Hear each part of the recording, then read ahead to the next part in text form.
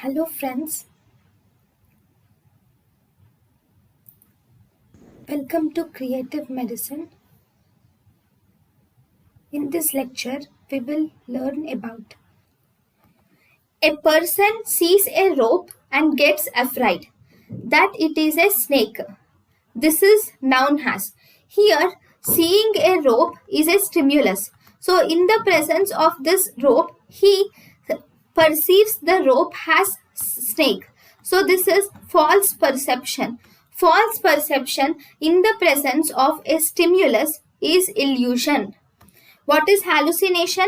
Hallucination is false perception in the absence of stimulus is called as false hallucination.